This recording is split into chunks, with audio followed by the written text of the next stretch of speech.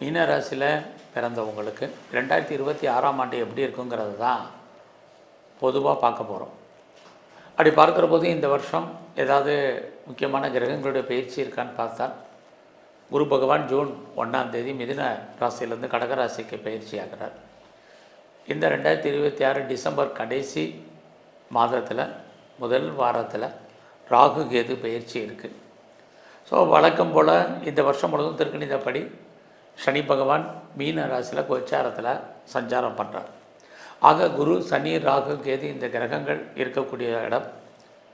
அதே சமயத்தில் சூரியன், செவ்வாய், சுக்கிரன், புதன் மாத கிரகங்கள் இவங்க சஞ்சாரம் பண்ணக்கூடிய இடம்.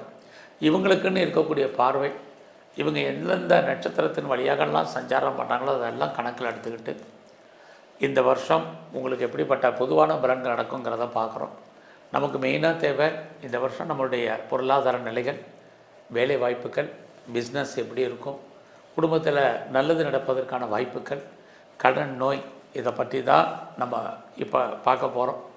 இதுதான் நமக்கு பெருசாக தேவையாக இருந்துகிட்ருக்கு. அந்த அடிப்படையில் பார்க்குற போது ஒரு விஷயத்தை நீங்கள் மறந்துடாதீங்க. இந்த வருஷம் ஜூன் 1ஆம் தேதி குரு பகவானுடைய பயிற்சி இருக்குது. ஆக அதுக்கு முன்னே அதுக்கு பின்னையான பலன்களை நம்ம பார்க்குறோம். குறிப்பாக இந்த வருஷத்தில் நீங்கள் என்னெல்லாம் பொதுவாக பார்க்கக்கூடிய விஷயங்கள்லாம், ஏதாவது ஒரு கிரகம் நமக்கு பல நன்மைகளை செய்யும் பொழுது அந்த கிரகம் ஏதோ ஒரு சில கெடுபலங்களையும் இந்த வருஷத்தில் நமக்கு செய்யும். அதே போல் எல்லா கிரகங்களும் சுப கிரகங்கள் தான், எல்லா கிரகங்களும் பாவ கிரகங்கள் தான். ஏதாவது ஒரு கிரகம் நன்மையை செய்யும் பொழுது இன்னொரு கிரகம் ஏதோ ஒரு கெடுபலங்களை செய்யும். ஆக நம்ம எல்லோருமே ஏதோ ஒரு கிரகத்தினுடைய கட்டுப்பாட்டில் தான் வாழ்ந்தாக வேண்டிய கட்டாயத்தில் இருக்கும். அப்படி பார்க்குற போது இந்த வருஷம் உங்களை பொறுத்த வரைக்கும் உங்களுடைய ராசியிலேயே சனி பகவான் இருக்கார்.